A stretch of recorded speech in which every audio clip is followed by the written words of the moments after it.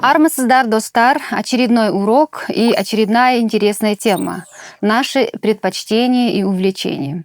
В рамках этой темы нам полезно будет узнать о винительном падеже, научиться использовать глаголы «жақсы көру», «ұнату», «ұнау» и поговорить о наших предпочтениях, хобби или увлечениях, то, что мы любим заниматься в свободное от работы время. Итак, как мы уже говорили, в казахском языке существует 7 видов падежей. И среди них немаловажную роль играет табыс септік, винительный падеж. Винительный падеж отвечает на вопросы «кімді», «нені» и образуется с помощью окончаний «на», «не», «да», «де», «та», «к», «на». Название падежа на казахском языке происходит от глагола «табу» – «находить», «найти что-то» или «кого-то» и обозначает объект, на который направлено наше движение. Поэтому табыс септік часто называют объектным падежом, и он в основном используется с существительными. Рассмотрим на примере. Мен жер үйді жақсы көремін. Сен теңізді көргенсің бе? Сіз мансапты таңдадыңыз. Ол қонақтарды таңғалдырды. Біз демалысты армандаймыз. Сендер мені үйретіңдер. Сіздер өнерді таңдадыңыздар. Олар кептелісті жек көреді. Среди личных местоимений есть слова исключения. Запомните, местоимения «мен», «сен», «ол» в винительном падеже имеют следующую форму. «Мен» – «мені», «сен» – «сені», «ол» – «оны». Глаголы тоже могут принимать окончание табыс септік, но в таких случаях корень глагола должен иметь форму глагола инфинитива «у», либо форму «ган», «ген», «қан», «кен». Например, телефон соғуды ұмытпа. Гүлді суаруды ұмытпа. Көкөністерді апаруды ұмытып кеттім. Мәселені басқаша шешуді ұсындым. Әйелім бақта жұмыс істегенді жақсы көреді. Адамдармен әңгімелескенді жақсы көремін. Машина айдағанды жан тәніммен жақсы көремін.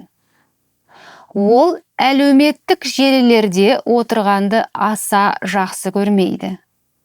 В первом случае глаголы с суффиксом «у» называют действие. Во втором случае суффиксы «ган», «ген», «қан», «кен» описывают действие как процесс, то есть человеку нравится не само действие, а сам процесс совершения этого действия. В этом отношении казахский язык имеет больше сходств с английским языком. Окончание табыс септік можно добавить и после форм притяжательных окончаний. Например, «Менің кеңесімді тыңда». «Сенің әніңді жақсы көремін». «Сіздің тамағыңызды сағындық».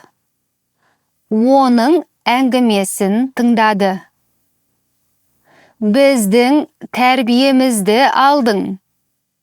«Сендердің үйлеріңді көрдім». «Сіздердің жобаларыңызды ұнатты».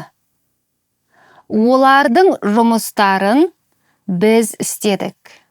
Как вы уже сами заметили, после третьего лица притяжательного окончания табыс септік имеет форму «н».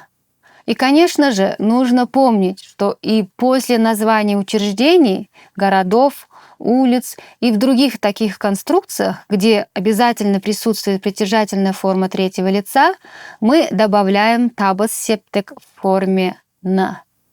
Например, «Мен саған үлкен Алматы өзенін көрсетемін».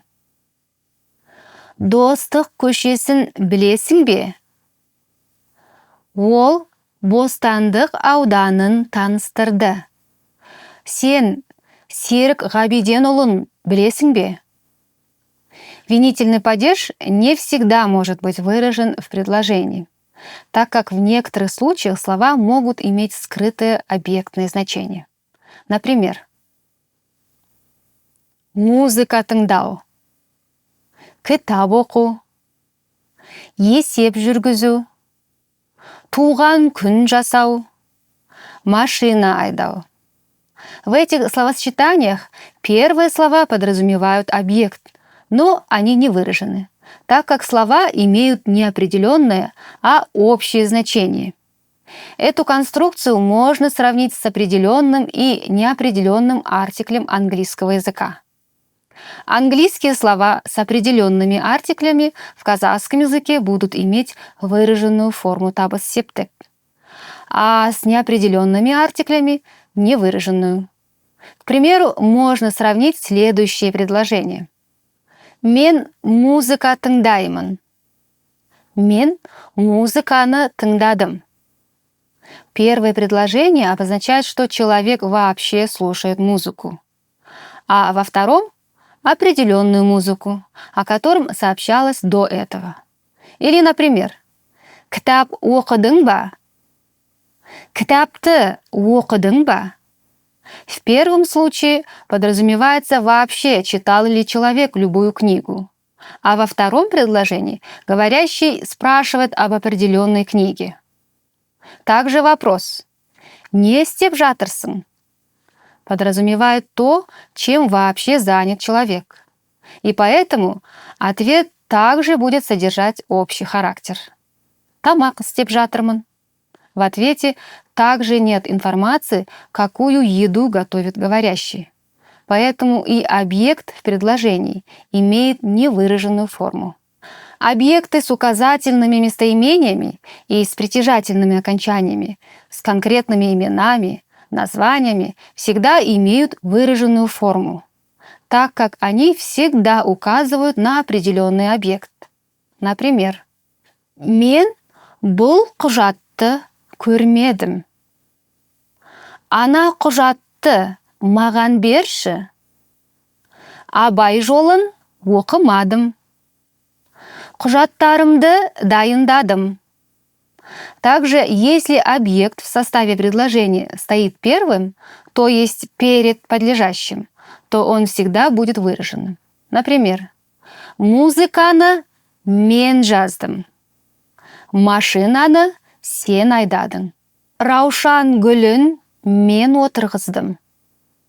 «Қонақтарды ол шақырды». А теперь попробуем вместе выполнить задание. Уверена, вы легко справитесь с этим заданием. Давайте проверим. Мен хаттарды тексеріп жатырмын. Ал ол құжаттарды тексеріп жатыр. Мен хат жазып жатырмын. Сен хат алдың ба? Менің хатымды оқыдың ба? Хатты алдың ба? Если у вас не получилось правильно ответить с первого раза, не переживайте, уверена, что со временем все получится. А теперь для лучшей практики предлагаю выполнить задание.